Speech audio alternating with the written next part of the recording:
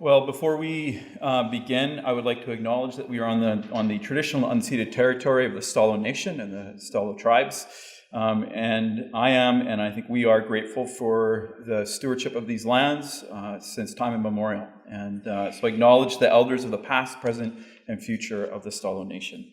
I do that because that's what we should be doing when we do these meetings, but I do that also because some of our biggest partners in addressing issues around homelessness and any kind of social issues are actually the Indigenous organizations in town and many of the Stalo communities. So I'm very grateful for their relationships and partnerships. What I want to do right now is just give a little bit of background to the homelessness circumstances that we find ourselves in the city of Chilliwack. I've done this before at other presentations, so if you've seen this, it might be some familiar information. If not, then hopefully it's some new information. And so I'll just present some information up here and kind of explain it as we go through. So homelessness is obviously an issue that's at the forefront of many people's minds in Chilliwack. It doesn't come from nowhere. It comes from somewhere. There's reasons why we have the homelessness crisis that we're in, and a lot of it is related to the housing crisis that we find ourselves in. So we have a near 0% vacancy rate in Chilliwack. The last official number I saw was 1.5%, but I think that was based off of old numbers. Any kind of anecdotal information that I get from landlords or from tenants is that they receive 20 to 30 applications for one particular unit, and that seems to be the par across the board. We have a lack of market rental inventory development over several years, although that's beginning to change. It's starting to try and catch up with the demand. We have a city that's over 90,000 people now. That wasn't that way 5-10 years ago. So that's that third point, growing city population. Rental homes are being purchased as primary residences, which of course is absolutely fine.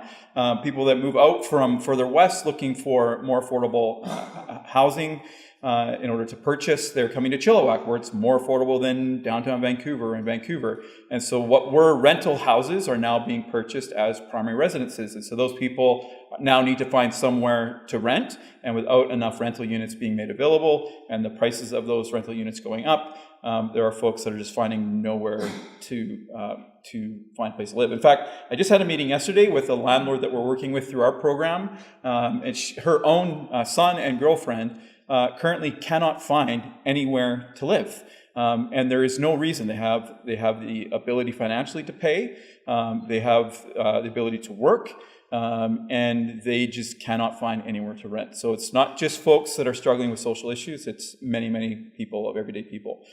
So rental homes, I said, are purchased as primary residences. There's a lack of low barrier, affordable, and supportive housing, which is changing. It's changing rapidly. We have programs that are coming in the next year or that have already started, and so those will keep coming, and there's more on the horizon that haven't already been announced. We also see higher rent prices, so increased costs of developing market rent inventory. It costs more to buy land, it costs more to build.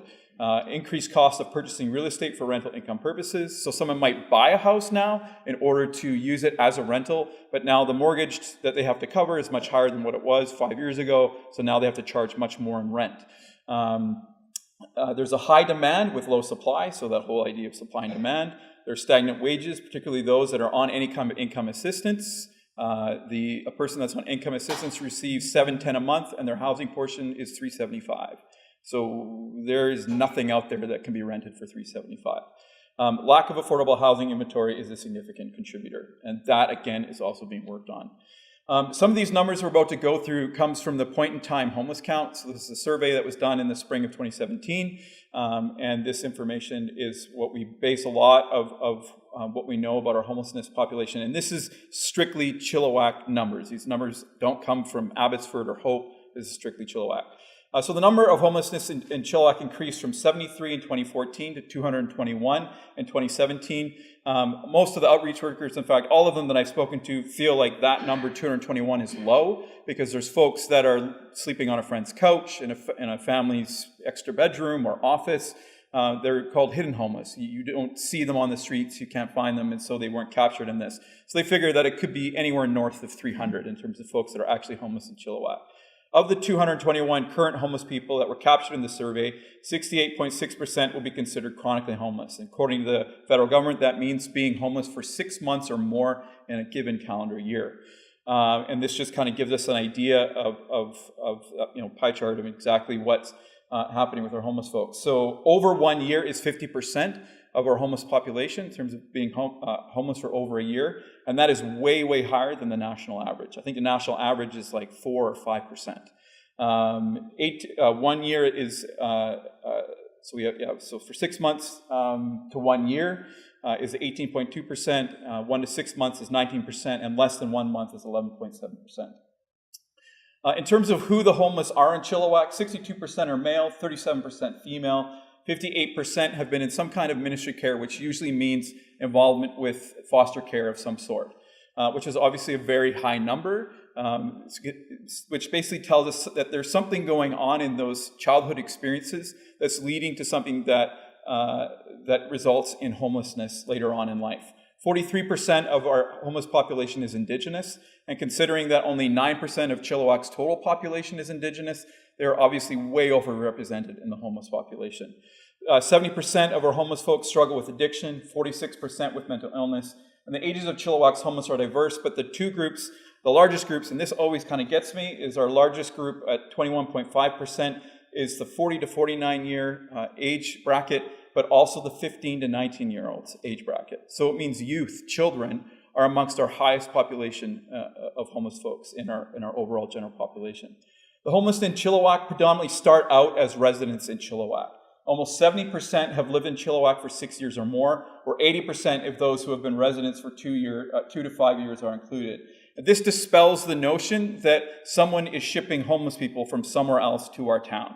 I don't know where that myth started or how it keeps getting mentioned, but the vast majority of our homeless population started as housed residents in Chilliwack and then became homeless later on in life. So these are our neighbors that are becoming homeless in Chilliwack. There we go. So reasons for becoming homeless. I'm not going to go through all of them, but you'll notice the top two at the very top are rent is too high, income is too low. The third one is also obviously substances or addictions. And then there's a whole whole bunch of other reasons why people become homeless. On the right-hand side, it is folks who are dealing with some sort of issue or barrier and their ability to get access to help for it. So of the folks that are homeless in Chilliwack, 70% identified as having some sort of addiction. But when you take that 70%, when you take that population struggling with addiction, while they're homeless, only 36% of them can access services to actually deal with that addiction. In terms of a medical condition, 37% of our homeless population has some sort of medical condition. Again, of that 37%, only 13% of them can actually access services to deal with that particular medical condition. If it's a mental illness, which is 46% of our homeless population in terms of what they're dealing with, then of those that have a mental illness, only 17% can access services. And with a physical disability, which is over a quarter of our homeless population, of that quarter of our population, only 7% of them are able to access any kind of services. So what this basically leads us to understand is that reasons why people become homeless are often because of addiction, a medical condition, a mental illness, or physical disability. But then their ability to address that issue that caused them to be homeless in the first place is nearly impossible, because it's very difficult to access services while you do not have a fixed address, while you do not have a place to go back to. If you're going and seeking counseling for addiction, often what you're seeking counseling for is some form of trauma. So if you go to trauma counseling and then leave and go have to try and survive for the next 5 or 6 or 7 nights, and you come back to counseling by living day to day, trying to keep safe, trying to find something to eat, trying to find a place to stay warm or cool or dry, you cannot work on the things that need to be worked on in order to address that trauma that's going on in your life. So it makes it very, very difficult to get out of the cycle of homelessness if a person is caught in homelessness. One of the biggest causes of any kind of substance use, whether it's alcohol or some form of drug use, is adverse childhood experiences. Adverse childhood experiences are basically anything that's considered a traumatic experience. It could be a parental divorce, it could be a parent that's incarcerated, it could be an absent parent, it could be substance use in the home, it could be violence in the home, basically anything that would cause any kind of adverse childhood experience. And if the research has shown that if 6 of those experiences occur in a boy's life, while he's growing up, if 6 of those incidents occur in a boy's life, he's 46 times more likely to be involved in some kind of substance abuse. So it just basically helps us understand that when a person experiences repeated traumas in childhood, it leads to unhealthy and difficult behavior later on in life, where they get caught in the cycles of addictions or end up caught in cycles of homelessness. And this is a quote from a man named Gabor Mate, who has done extensive research on homelessness and addiction, and himself is a substance use therapist. This is his quote. He says, "I don't have a single female patient in the downtown east side in Vancouver who wasn't sexually abused, as were many of the men, or abused, neglected, and abandoned serially over and over and over again." And that's what set up the brain biology of addiction. In other words, the addiction is related both psychologically in terms of emotional pain relief and neurobiological development to early adversity. When he's talking about neurobiological development, what he's talking about is actually early childhood adverse experiences actually create different kinds of brain chemistry and can reshape brain chemistry and brain synapses. So it actually has a biological effect on how brains develop. And as a result of that, it creates needs to fill chemicals that should be already being produced in the brain that aren't produced because of the trauma. And so that in order to make up for that, then that's where substances end up coming into play. So it actually affects a person's neurobiological, actual brain development in addition to their own emotional healthiness.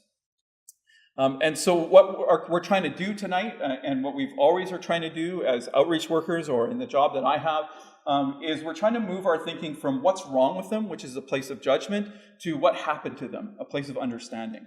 And every person who's homeless has a story. And this is probably something you all know and you hear, and if you take a second to think about it, you already know this.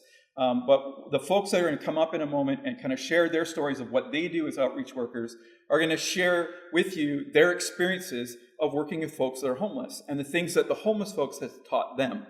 And then they'll share a bit of just practical information.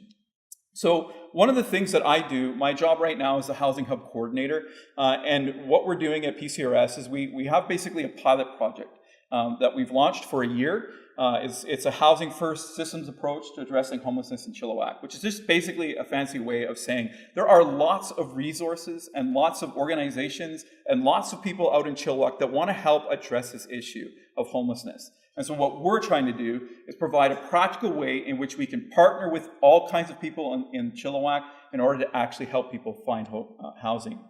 We're doing it based on the 5 principles of housing first. And I'm not going to spend a lot of time on this, I'll run through it really quickly. So the first principle is obviously housing. We're trying to provide people immediate access to housing as quickly as possible with very limited barriers.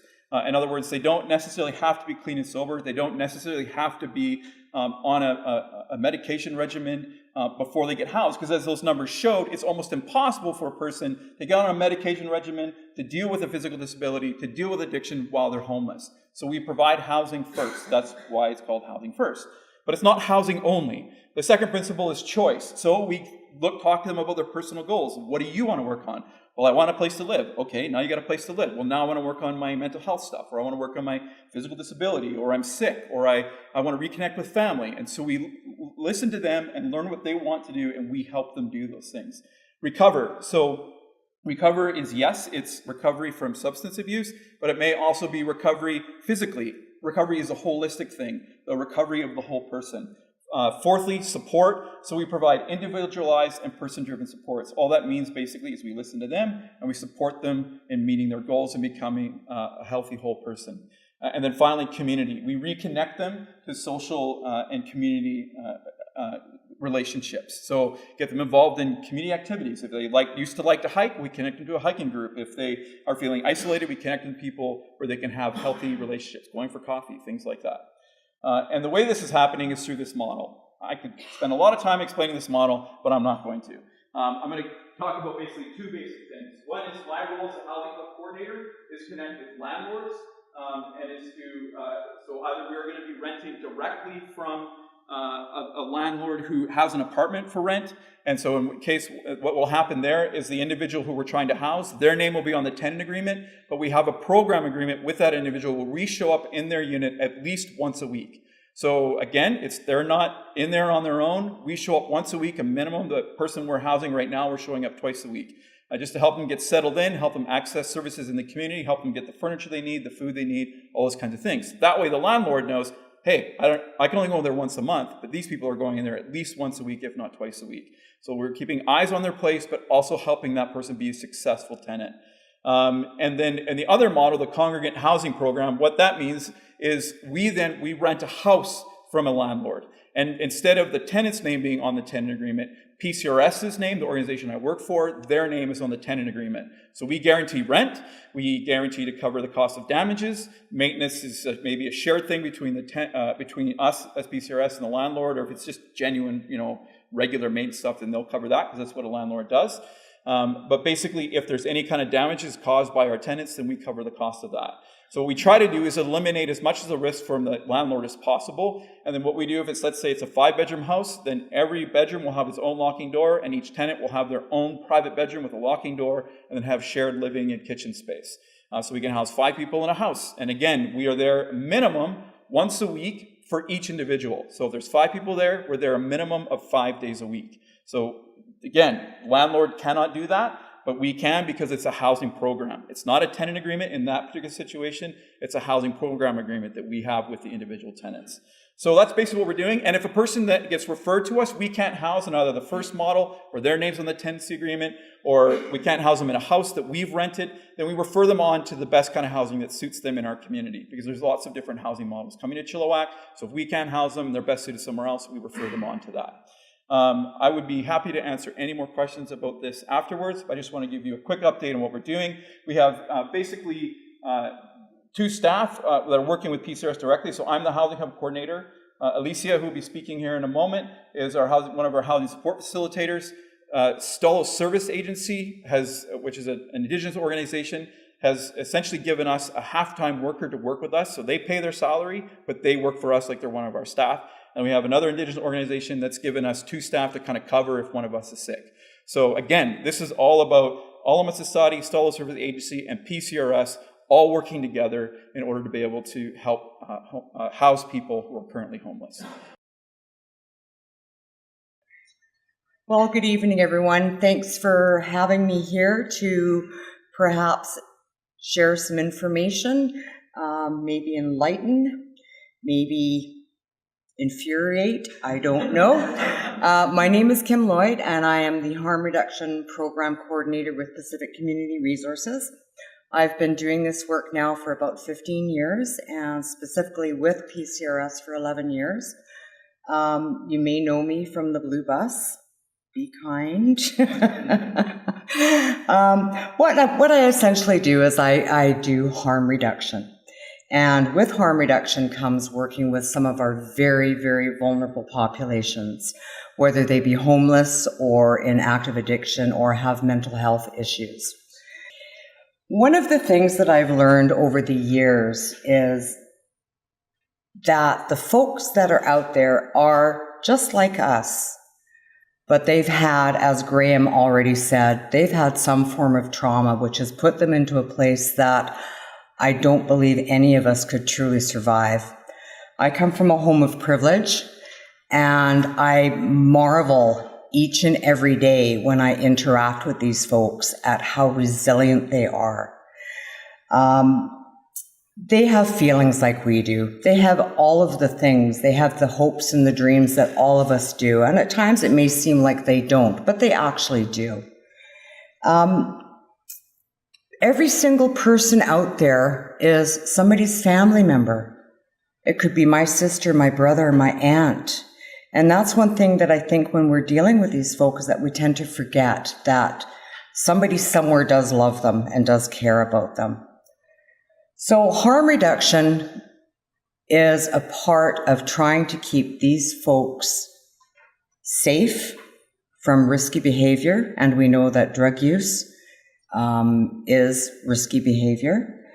And it also is a myriad of other services combined. So doing outreach with our homeless addicted folk, it's not just about handing out supplies, it's about connecting with people. It's about working with them, learning what their needs are, learning where they came from.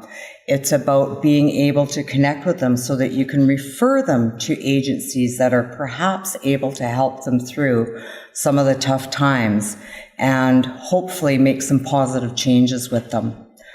Some of the agencies that we work with within Chilliwack, obviously, are Fraser Health. We work closely with the City of Chilliwack. We work with Community Services. We work with Griffin Security. We work with a whole range of support services.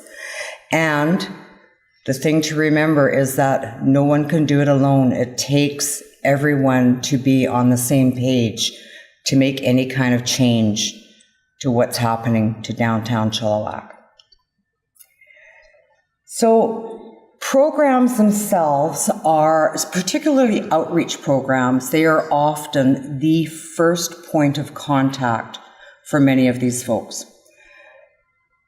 What we do when we are working with an individual is, as I mentioned before, is we try to get to know them, get to know a little bit about them. When you're talking to someone, say if I were to meet the gentleman in the back in the security uniform for the first time, I'd want to know a little bit about him before I engaged, before I tried to help him or. So talking and trying to understand where a person is really, really important to be able to help not only yourselves, but to help that person. Excuse me. So harm reduction, the first thing that we think about when we think about harm reduction is we think, oh, it's clean needles, it's this, it's that, it's the other. It's not. Harm reduction is an everyday part of our lives. If you look at different things such as helmet laws for bicycles for our children, you look at seatbelt campaigns, you look at warning labels on consumer products, that is all harm reduction. The harm reduction that I do is just a little bit different. So most of the folk that are out there, particularly in the downtown core, have not just one problem. They have a series of problems. They are not just addicted. They are not just homeless. They do not just have a mental health issue. There's a whole range of things that are going on with that individual. So when we look at that individual and we see somebody slumped over in the corner, we automatically assume, because it's the way our society is, and it is, we automatically assume, oh, they're homeless, or oh, they are addicted. A lot of my clients who are homeless are not addicted, which may surprise you. They do not have addictions. I have families out there that are homeless that, because of the high cost of rents within our communities, and this is across BC, this is not just Chilliwack, but there are families out there. There are two-income families out there. Granted, theirs may be more of a transient period. They're not entrenched, but there are folks just like you and I out there. Oops. So one of the biggest things in developing relationships with our homeless folk is the lack of trust. And that's why I was mentioning that you need to be able to, or it's hope you would be able to, try and find out a little bit about that person. Try and find out their name. If you can find out their name, you've started a conversation. Nobody likes to be called, hey, you. But if I go up to you and I say, hey, Graham, how are you today? That's a lot softer and kinder than, hey, you. Would you agree? So that's one of the things, and that's a stepping stone to building a trusting relationship. So our aim is to build that relationship. And our aim is to work with these folks to get them off of the street, to get them out of your doorways, and to get them into a healthier environment. So I think I'm just going to repeat myself here. So trust building is imperative. It is absolutely the most important. So how do we do that? It's not something that happens very, very quickly. Building trust can take months and months and months of working with someone. And I know that for a fact because I'll show you a picture at the end here, but I had worked with a young woman for over 2 years before she got to the point where she actually trusted me. Some of the reasons that trust is not out there is because things are taken away. If you have a person that you've connected with, that you trust, you're able to talk to about what you need and how we can move things forward, and they are all of a sudden moved into a different position, you've pulled that away from them and they've got to start again. So building trust is really, really difficult. So identify what's the problem, what's happening with the person, engage with them, educate yourself on what you can do to make things easier for you as business owners, as citizens, and perhaps give you a bit of insight on what these folks may need. Excuse me. Support them. Talk to your family and friends. How can we support this person, or how can we as a community come together and support? And refer. That's more specifically for my role, not your role, but just referring and bringing them forward in life. So stigma is the biggest problem that we have.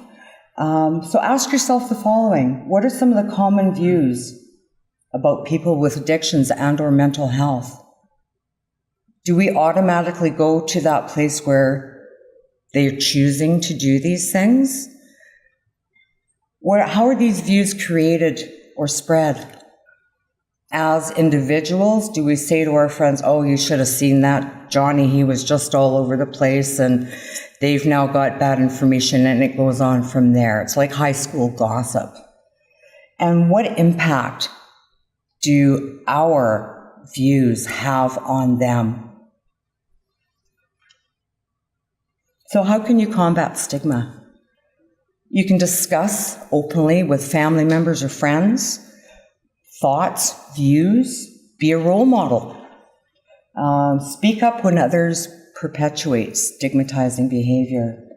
Educate yourself around the issues that are going on. And now that Graham, and thank you, Graham, for bringing up the brain chemistry and stuff like that. I was going to go into that, okay, but thank you for bringing that up. So educate yourself around the issues. Why are people homeless? A number of reasons were brought up by Graham. Volunteer, advocate. Connect with them. Learn from them. They're not scary people. So I'm going to show you, this is very, very typical, and this is not directly homelessness, but this is the types of things that people who are in the field work with. This is a beautiful young lady, and that's 1 year's difference between being healthy and becoming addicted. There's more faces. This is stuff straight off the internet. So no matter what, all forms of harm reduction allow you to engage, and it does prevent harm to not only the individual, but to the community as a whole. Forget this. So when I say that connecting with someone and getting to know them and building that trusting relationship, this is why I say that, because I know it's true. On the left-hand side, you have a woman that I worked with for many, many years, and it took me a long, long, long time to get to a point where I had the relationship with her that she would trust me with anything. She was in the sex trade. She was heavily addicted. She was homeless. She had all of those horrible things not going for her. So that was the beginning. And I can't read the bottom picture is from February, and the top picture, February to October. So she came to me and decided that she wanted to get to a point where she would get clean and she'd get help and all of these things. And that fell through. One day I was at work and I thought, my goodness, one of the things that you will get to know, or you would get to know if you engage, is you get to know people's habits, you get to know their schedule, you get to know the things that they do.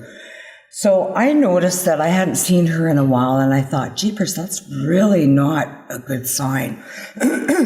So I started making phone calls. I called the morgue. It was the first place I called, as sad as that is. She wasn't there. Put some calls into the hospital. Nobody would give me answers because there was no release of information, which is fair. So I was finally able to track down someone in a position of authority who did inform me that she was indeed in the hospital. So I went to the hospital to visit her, and she was almost comatose. She was near death. She was not in a good place. And I sat beside her bedside, and I just held her hand. That's all I did. I just held her hand, and she kind of woke up, and she looked at me and she said, "Oh, Mom, I don't want to die." And it was at that point that I knew the hours that I had spent talking to her, getting to know her, she was going to make it. She was ready for change. This is her 2 years later. You wouldn't recognize her. She is still, and this is now, the wedding day was 4 years ago, so she has been clean, happily married, productive. She's working for the last 6 years. So that kind of engagement, the engagement that we as frontline workers do, does work. It doesn't happen often enough, unfortunately, but it does work. So what have I learned? I've learned, I started off in Surrey in Wally Ring Road. So I started off in a very, very difficult area.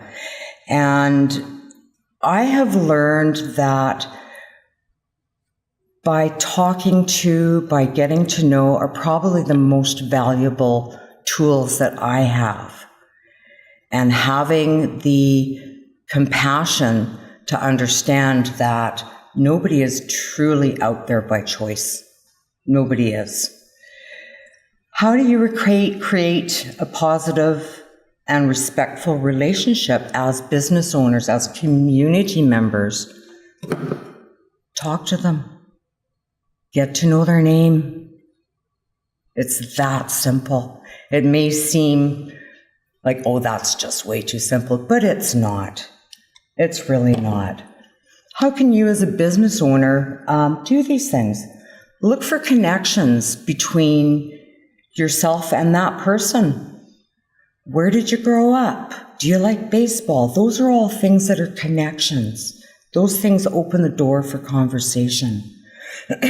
Gather the information to turn into questions. Excuse me. Are they from the community? How long have you been here? What brought you here? Listen to what they have to say and empathize. Never judge, because by the grace of God, there go I. Very, very true.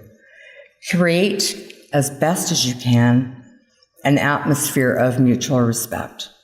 If you give respect, you get respect. It's that simple. And this was a quote from Dale Carnegie. And I'm going to end with this, and I think it's really important that if you recognize someone and you use their name, it builds them up. It doesn't build me up because everybody knows my name, but remember that a person's name to that person that is the sweetest and most important sound in any language. Ask their name, talk to them. Thanks for having me, guys. This is the most favorite thing I'd like to do in the world, is stand up in front of people and talk. So basically, I'm the outreach worker, one of the outreach workers at the Salvation Army. We have 3 of us now, 2 part-time ladies, Rebecca and Melinda as well. So basically what we can do is we engage with homeless people. We can help them with income assistance. We can help them with clothing. We can help them with food. We can help them with just talking, guidance, a pathway to the next step of where they want to go, if they want treatment, if they want doctors, if they want just help in any way, we can guide them in that general direction. For the most part, we're just there for them for anything. They can come and they can talk, they can explain to us what's going on, an ear to listen to them, right? It's very simple with homeless people that I find. If you just take a second and listen to what they have to say, you'd be shocked what comes out of their mouths, right? Case in point is, with someone sitting out front of your door and you want to open up and you can't move them. A quick talk, a quick listen. Hey, what can I help you with? What can I do for you to help you move on? Like, is there a water? Is there, can I call someone? Like, what is there I can help you with? Asking their name is the number one thing. And the best thing is just respect. Going up to someone like Kim was saying and just saying, hey, time to go. It doesn't really work. I can't even get them out of my door. And I work right out of the shelter if I just yell that, giving up and coming up and giving them a little kick on the foot saying, hey, time to go, time to move is not going to be the right thing. Some of the tips that I would do every once in a while is give them some time. If you know they're out there when you get to work or out at some point in time, go out there and say, hey, I got to open up in about 10 minutes. If you can move on in about 5 or so, that would be lovely. I appreciate it. And then leave. Most people will hear you. Most people will move. If they're not moving, obviously we could run into one of those that we might have to, go a little bit further. But just that common talking to them, getting an answer from them, showing that you do care. You don't just want to shoo them away. You care. So things that we've learned. I started in the shelter about 7 years ago. So I got to see them when they first came in, right from the street. Boom, they come in, they'd all be intoxicated, they'd be high or whatnot. Back when I started, a lot of it was just drinking. So we'd get a lot of drunks in. And you know what? When they first came in, a lot of them just wanted to talk. A lot of them just wanted to have someone to talk to, regardless if it made any sense whatsoever. They just enjoyed talking to someone and realized that person is listening, that they have an ear, that what they're saying is not just being like, okay, buddy, go have a seat, go lie down. We give them the utmost respect. Anyone that walks into my office in the outreach area gets greeted with a smile, regardless of what they're going to come at me with. So in our office, our door is always open when we're around. We deal with absolutely homeless to risk of homeless to people that are probably could be sitting in these chairs that have just that one issue that came up through life. So with our outreach program, we also have rent supplements and HOP supplements, which provide homeless the chance to possibly get to a place that they can't afford, help them with a damage deposit that they can put towards something. Also goes towards people that either have run into troubles, can't afford their rent, can't pay their bills for some reason. Is it addiction? Is it whatever it could be? So we can help those people to keep them off the street. So we can go from all the way from working people to absolutely homeless at any point in time. So our supplements run monthly, and we spend probably $8,000 a month on just keeping people either housed or helping them to get housed any various ways. The main thing I can't stress enough is respect. These guys and women, they don't get respect. Let's be honest. Like, we could be helping someone and someone's honking and yelling at us while we're even standing there trying to help this person, throwing out bad language and whatnot. It doesn't help. It doesn't make them. They get up storming, they start yelling, they start screaming, and then now we're back at square one again. So the one thing that I could tell you is just respect, respect, respect. Respect them, they'll respect you. We will get those ones that will not respect anything. But that goes back to what Graham and Kim were saying. It goes back to they were never respected when they were kids. They were never respected when they were teenagers, and they're not respected as they're adults. So it goes back far. It doesn't just happen overnight. You know, we deal with some people that do happen overnight, but 90% of them that I think it all comes back to when they were kids, when they were young adults, they've been abused, they've been sexually assaulted, they've been just, or they're even, their parents possibly even around it constantly. Parents drank, parents did drugs, they were allowed to be around it, they just continued into that lifestyle.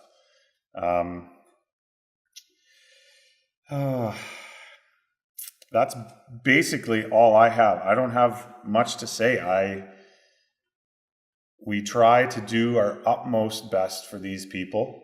It's not easy. It's not something that happens overnight. Like Kim said, I have 4 or 5 clients that come to my office daily. I've been working with them for 3 to 5 years. The fact that they can just come, sit, talk, tell me how their day was, how they're doing, if they have any stresses, anything that they need help with, guide them in the right direction. I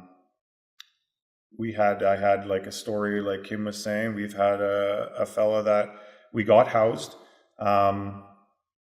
His medication could never figure it out. Doctors would put him on all these medications. They wouldn't work. It took about 3 years of getting him to go back to the psych ward, go back to the doctors, go back to everyone, back and forth for 3 years until they figured out the meds weren't working, put him on new medication. Now he's living in his own place. He comes to visit. That's all he comes to. He comes for a bottle of water to talk for 10, 20 minutes and tell me how his day is going. He used to be skinny, now he's fat. Like it's simple things like that, right? They have food, they know how to cook their meals. So with that as well, when we house someone, my program is smaller than Graham's, but it's very similar. If I house someone, I'm there. I don't house them and walk away. I house them and I show up and I say, how are you doing? What can I help you with? What can we get going? Help them with budgets, help them with their finances. I'm making sure their bills are paid. Some of the biggest issues they face is lack of IDs, lack of doctors, and doctors goes from doctors to mental health to all that kind of stuff. Just the lack of access to them, how they can get to them. One of the biggest thing is lack of doctors. We can't get anybody to see a doctor. We put them on PAM and then we wait 6 months, maybe a year, maybe 2 years. I have a couple clients that we've never had a call back after 3 years, and we've left messages 3 or 4 times. So there's so many barriers out there. Lack of IDs. It's so impossible to get someone an ID if you don't have ID. So income assistance can kind of help out briefly, but so running around trying to get birth certificates for these guys, and then getting birth certificates, and then they lose them. And then that's the process. So they come back. So we do it again, right? We don't say, well, that was idiotic. What are we going to do now? Right? No, it's like, okay, let's fill out the paperwork again. Let's send it off. Let's get it going again. Even sometimes I have copies of all those people's IDs sitting in their files in my office because I know at some point in time they may come back looking for them. But that's what happens. We deal with things that are repetitive. Everything gets repeated and repeated and repeated. So until cases like hers where, 7, 8 years down the road, that was repetitive. Probably weekly, constant. And that's how long it takes. So that's the best we can do. We try to just assist these guys in any way we can. Just being there for some of them is good. I have one lady that just shows up to plug her iPhone in and do her hair. That is it. Because if she did it anywhere else, she'd get yelled at and told to leave. but she can just come there. She's quiet. I can deal with other customers, and she's there just doing her hair. She has her thing out. I don't even know if it works, but she's there straightening her hair, brushing their teeth, doing their laundry. They can come to my building. I have a laundry service there that I'll do a load of laundry for them if they need it to be done. Those little things start a relationship so that they can trust to come to me to do the simple things, where if they just showed up to a laundromat and said, hey, can I do a load of laundry for free?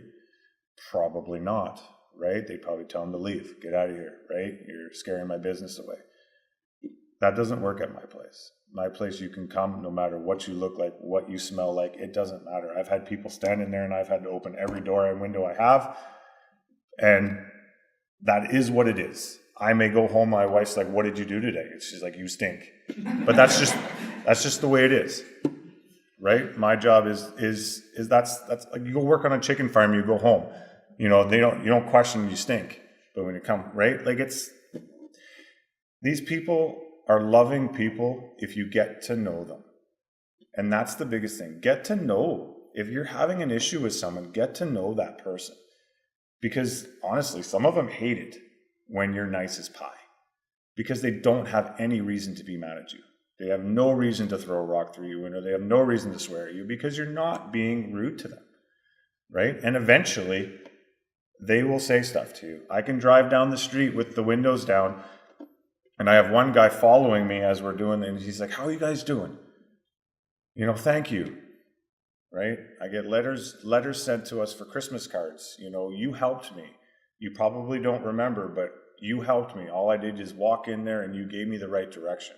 I don't see half the people that are probably successes. They don't always come back, right? And it would be the same for you guys. You may talk to someone and you may not see that person again, but that conversation you gave them may be just enough for that person to be like, okay, I'm going to go here or I'm going to go there. Another tip for you guys is just know your resources. Know where you could suggest for these people to go, right? If he's needing a coffee or something, know that possibly Ruth and Naomi's is open for coffee. Know that the Salvation Army does lunch from 12 to 1. So if they're begging for food or asking for food, you could be like, absolutely, down at the Salvation Army, they're open. Go down there, get some food, send them to me. I don't want everyone to be sending people to me, but just let them know that the Salvation Army is there, that we can help, and I will guide them in the direction that they most likely need to go. And if I can't do it, I'll find somebody else that can. So basically, out of the whole thing is, there are supports out for them. We are out there doing the best we can to try and help the community as we can. Obviously, we can't be everywhere. We can't watch everybody. And just let them know that you care. Let them know that you don't think they're a pile of garbage, that they're a pile of shit just sitting on the ground there. No, they're human beings. They care. They have feelings. You'd be surprised if you get a good conversation out of someone, how they will open up to you if they start trusting you, if there's just that one connection. People don't want to come to a shelter because it makes them feel humiliated, right? But it's there to be helped for people. So suggesting it to them, if you know somebody, let them know about it, and just give them the guidance that you care. You can't stay here, but I care, and I'd love to get you to where you need to go. Where do you need to go? So my name's Alicia. I work with Pacific Community Resources Society, and I'm the housing support facilitator, with the Housing Hub program. I'm brand new to Chilliwack and I'm brand new to PCRS, but I'm really excited to be here. Graham asked me to come up here today to speak, to provide some information and answer some questions, and hopefully provide some information as well as about our new program. The experience that I'm drawing on is from my, I think, about 8 or so years of work working with individuals who are homeless, primarily in Richmond, but I've also worked with vulnerable populations on the downtown east side. So describe my job as an outreach worker and what I have learned through my work about the homeless population and the issues that they face. I think Kim really said this, she mentioned this in her talk, that the issues and the life experiences that these people have faced are often far greater and more traumatizing than I could ever get through myself, or I could imagine anyone ever getting through myself, or I can even imagine experiencing myself. Just the stories and the trauma and the tragedy that comes out of it, just it hits you at the core. And to imagine someone surviving through that is just astonishing. The issues that they face is, like everyone's mentioned thus far, substance use, mental health, disability, fixed income, cognitive, chronic illness, family conflict, childhood trauma. These people face discrimination and judgment probably every single day, just because of their income, or the way they look, or where they're standing, or where they choose to go use the washroom or buy a coffee. These people are survivors, both in the past, so what they've experienced in their life, and in their present, everyday, day-to-day lives. They're surviving on an hourly, daily, weekly basis just to find enough food to eat in their bellies and find somewhere where they can seek refuge and seek somewhere safe to stay overnight. And again, these incredible life stories, they could be your neighbor, they could be your cousin, they could be, in my case, a high school classmate that I hadn't seen in over 10 years. So they could be someone that you know. How do I, so personally, in my work, create a positive and respectful relationship with the individuals experiencing homelessness that I work with? So I start with baby steps. I go really small. I start with a bottle of water. I start with a coffee. I start with a granola bar. And I go at their pace. I don't push. I don't pry. I let them share with me what they want to, and if they want to. It's already been mentioned before, but empathy and compassion can go a really long way. An ear to listen. I don't even have to talk back. Just having that silence there is comforting. I'm very self-directed. So this person is the expert in their own life. They can choose what they do or don't want to work on. And at the end of the day, it's not what I think that what's best for them. It's their decision and their choice, because they, at the end of the day, live with the outcome of that. I don't. Offer choice where possible. They're people just like us, and they get to have choices and selection just like we have the privilege of having.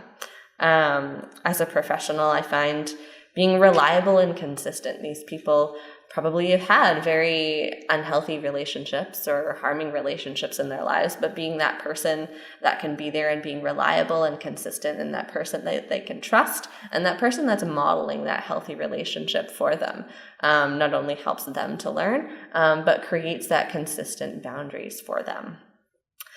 Be clear what they can expect from you. Hey, I can do this for you, but hey, this is a little out of my wheelhouse, or, this is not exactly something that I can do, but hey, we can do this instead. Build relationship. Again, it's been mentioned time and time again. Build a relationship. In a case with one of my guys, it took 7 years. In that 7 years, it took a really long time, but we got him into housing. And he was able to live out the last 6 months of his lives inside with a safe place to stay with food in his belly. But it took 7 years. Be there even when they make mistakes, because just like we do, we're human, they'll make mistakes too. And it's not like, hey, I told ya, or I told you so. It's being there to help them pick up the pieces and help them move along and do it again.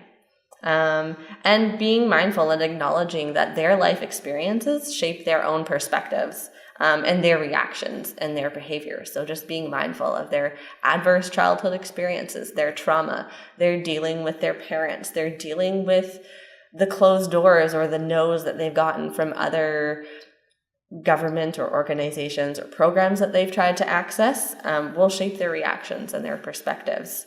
What tips can I offer businesses of how to have respectful interactions with homeless folks? I think if anything, it's kindness and compassion goes a really, really long way. Being nice, being respectful, asking their names, empathy. One of the things we did with the library and the mall in Richmond, where I used to work, is we did sort of a little exercise where we showed the people what the rates for income assistance were, and enlightening them into that fact that, hey, like, how can you live off of this income? Really help them to put themselves in the shoes of someone who's going through this, and what they might be experiencing, and help to sort of better understand where they're coming from. Like Scott said, give time. Don't say, hey, you got to move now. If you can, give some time. They have their whole worldly possessions in front of them, in their buggy, in their backpack. So it's going to take them some time to gather that stuff, and move along. Don't pry. I don't like to pry. They'll share if and when they want to, but ask. Talk. Engage. Boundaries and consistency, again, with my professional relationship. As people, we all want to help, but know your own boundaries. So whatever that looks like for you as a business person, and know when to stop and get help, because there will be those folks that maybe don't want to move along. So knowing when to stop, and asking for assistance. And lastly, I'll just kind of share my role with the Housing Hub, with the program that Graham had mentioned. So it's my role, along with our team from our other partner organizations, to support the participants in that do housing. So that could look like different things for different people. It includes helping with their landlord relationships, independent living skills, connecting them to community, but all very client-centered. So what they're wanting to do, what they're wanting to work towards, and at their own pace. So yeah, that's really all I have to share. So thank you very much for having me up here today. And I'm excited to be a part of the Chilliwack community. So thank you. Good evening. My name is Josh Togeritz. I work for Cyrus Center Youth Outreach. So, I mean, there's only so much you can say about all the same people, but I will take a bit of a different focus. As you heard, I work with youth. So my role is specifically under 25. Most of Cyrus Center's services are under 19. So I'll talk a little bit about the differences between youth and adult homelessness. So it creates a very unique position when I do outreach, because a homeless youth does not look necessarily homeless. And a youth who may look homeless may not be homeless. So it's very, very difficult for me to approach the homeless youth. So one of the things that I do is just, like the others were saying, just build those relationships, get to know the people, and listen to who they are and get to know their stories, figure out where they live, if they're out on the streets, what school they go to, who they hang out with, what they do for fun, that kind of stuff.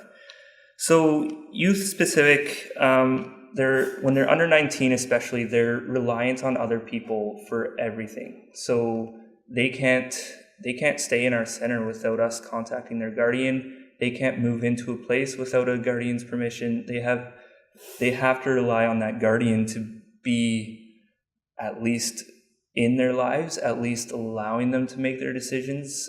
A lot of their decisions are the guardian's decisions. They don't get to make their own decisions necessarily. And so it makes it more difficult for us when we're working with them, because we have to go through the social worker, we have to go through the parents, we have to go through whoever they were living with, whoever their guardian is, and sometimes that person has caused the youth harm. So we don't want to share a whole lot of information necessarily, stuff that might put the youth at risk. So sometimes we have parents who call and say, hey, is my child at Cyrus Center? And we can't answer it. We don't want to put the youth at harm, and we don't want the parent to come storming through our doors if the youth is there. And sometimes the youth is out, out at the park, doing their thing there, and we don't want the parent to come crashing that either, because it could become unsafe for all those involved. So another thing about youth is they're particularly vulnerable, and that's not only in the home, but it's also on the streets. So any dealers, people who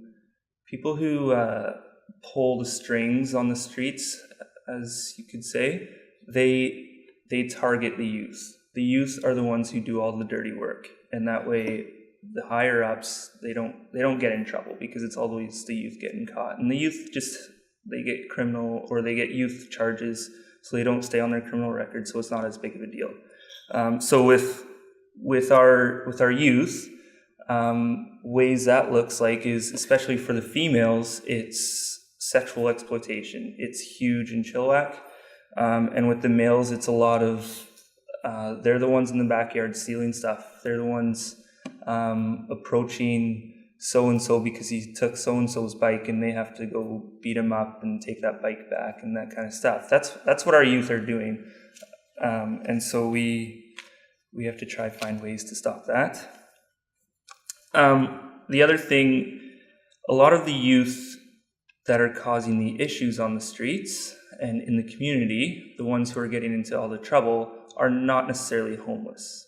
So not like the adult population, where if you see them out hanging out on the streets in the nooks of businesses, those are the homeless ones, because the adult population that's not homeless is not hanging out in a nook of a business or at a bus stop. Whereas a youth, they likely are, because when any teenager likes to get out of the house a lot. I remember when I was a teenager, I went on bike rides, went on walks, got out of the house because I had 5 siblings at home who were driving me crazy. And that's growing up in a good house. So I can't imagine what it's like when you have parents yelling at each other and other kids who are causing all sorts of issues and substance use in the home, that kind of stuff. It's a tough place to be. So youth homelessness has a lot of resources towards it. So when we're working with a youth, we often have what we call a care team. So we have somebody from Cyrus Center, somebody from Community Services, we have a social worker, we have all sorts of different people who are just coming together, and just each youth has probably 4 or 5 different people who are working on different things with them. For us, that's housing. For social worker, it's just bringing everything together. And so it's really neat to see the community come together, and it's fun working with some different people too.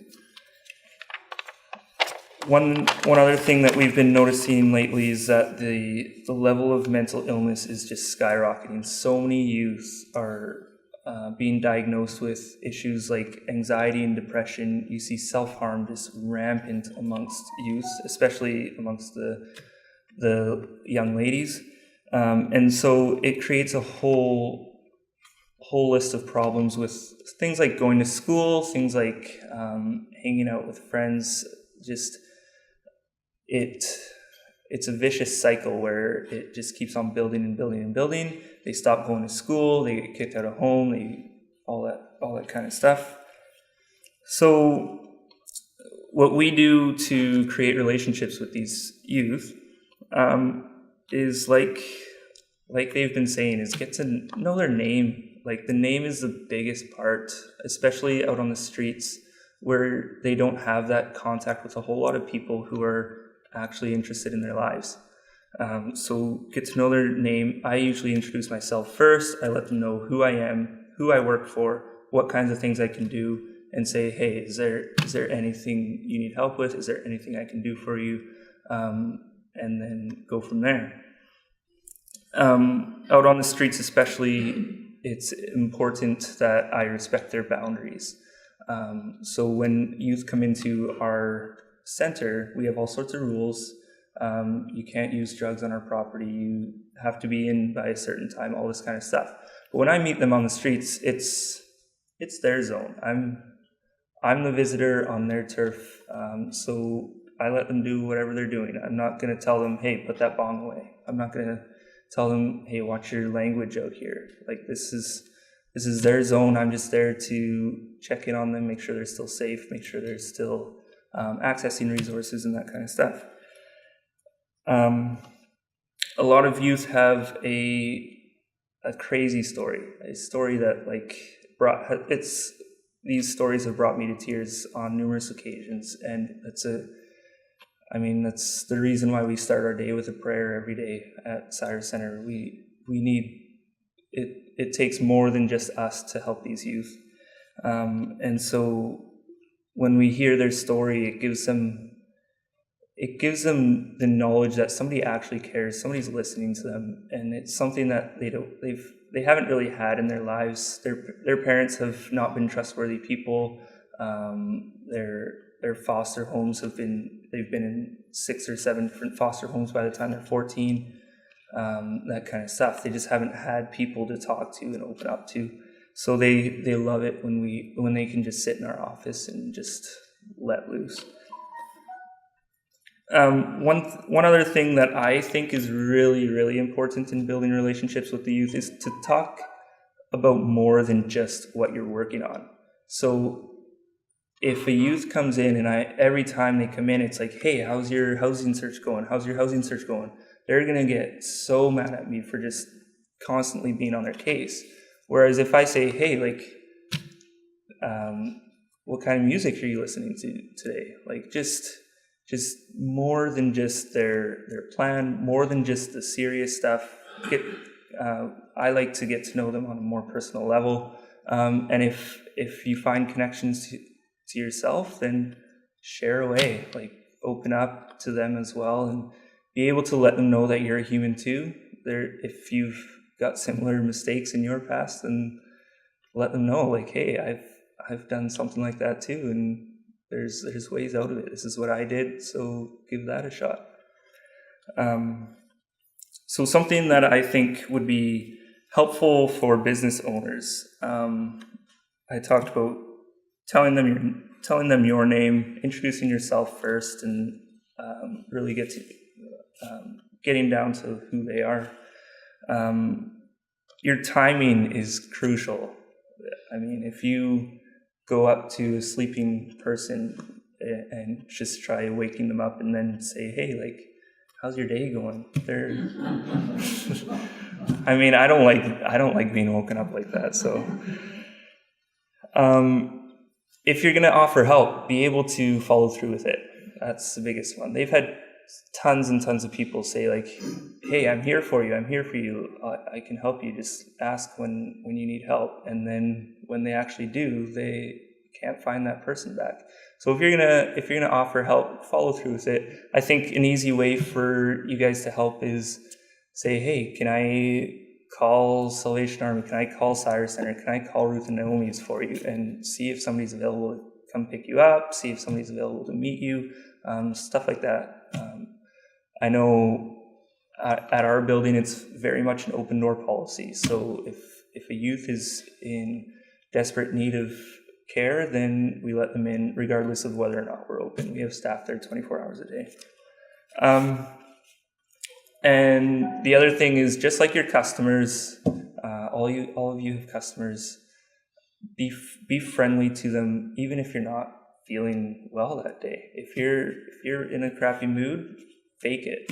Put a smile on your face and be friendly to them no matter what, because who knows, maybe they're going to be a customer of yours one day, right? So and I think that's about it. So we wanted to include one more guest, and so this is Dave. Dave is a local business owner from the downtown BIA area, and he came. Somebody said you should talk to Dave because Dave's been known to have some just respectful and positive interactions with folks around his business. So he's just going to share a bit. What have he's learned? Thank you. Great. I appreciate the opportunity. And what I'm going to say is just reflecting what has been said already, but I can attest to things that work. And I think it's really important to meet people where they're at. And when homeless come into my store or in front of my store, I need to meet them where they're at. And I can't just go up to them and say, get out of here. I saw an instance of that happening just this week, actually. and there was a fellow jumped up on running through our parking lot, and he jumped up onto the dumpster that was there, and there was a store owner that was yelling at him to get out of here, and the guy in the dumpster just started throwing things out and reacting, and that's not what we want to have happen. I've had people sleeping in front of my store, and I've come to open up, and I have engaged with them and tried to be positive with them. And I went into the store, and I came out again, and I said, well, we're getting ready to open up, and if I could get you to, move on a little bit, or if you'd like to come in, have a look around or whatever, just to engage with them a little bit and not be just that, get out of here. We can't do that, because I don't want someone coming and throwing a rock through my window. And I'd rather that they opened the door and came in and talked. And so it's really important to be positive with people. And I find that if they come into the store, they're wandering around. I'm always concerned even if a customer comes in, if they're going to take anything from the store. But I watch what's going on, and I move over to whether it's a customer or a homeless person, and I try and be in their space and talk to them and ask them, what's going on today, just even talking about the weather, just something to get them engaged. And if it seems as though they're there for a long time, well, I'll mention something, like if they're near the back of the store, I'll mention something at the front of the store. Oh, well, let's go and have a look at this out here, and get them talking about that. And then it gets them a little closer to the door. And so I don't have to say, it's time to go. They just know that their time in the store is finished. But we've had a conversation, we've exchanged names, and then I'll see them on the street sometimes, or I'll see them over at Ruth and Naomi's, because my wife and I go over and cook there during the month. And so we'll see them there at the meal, and we'll, acknowledge them and whatnot. So just an example of working with the homeless in the store. At our flower shop, we have a couple of pianos. One's an old one that's 140 years old, and there's another one there. This one fellow came in, and he decided that he was the best pianist in the world. I'm a piano player. So he's playing away, and I'm thinking, all right, this is going on long enough. So I went over into his space, and I thought, well, maybe I could play along with him. But I thought, no, I'll just let him finish. He finished, and he said, I'm the greatest pianist in the world. And he came right within 8 inches of my face, and he's just up and down about this. And he said, I'm playing Mozart. And it wasn't Mozart. It was Beethoven's Fifth, but it was the da-da-da-da. But he thought it was Mozart. And I thought, I'm not going to argue with him. Just let him think what he's thinking, because he's in his space and I'm coming into his space. And when he was finished with his confrontation with me, he left the store quietly. But I didn't argue with him, and I think that that's really important, not to argue with people. And I think as business owners, we need to have a presence in our stores, but also out in front of our stores, because I think if the homeless see us out in the community and in front of our stores and talking with them, that will create more respect on both sides. And I think that's a really important thing to do. And I find that where there's light, darkness goes away. And again, it's just building relationships. And I'm looking forward to maybe even getting a list of all of the resources that are available for us as business owners to have in our stores, so that we can talk to people and say, this is, maybe something that would be helpful for you. Can I call them or whatever? So it takes a little time, but I think it's part of growing our community, and we need to pull this community together. We don't need to separate it. And I'm fairly new out here in Chilliwack, but there's great things happening out here, and I'm glad to be a part of the downtown core and part of even the homeless community, just so that we can work together and make this great. So positive and realistic is really important. So thank you very much for your time.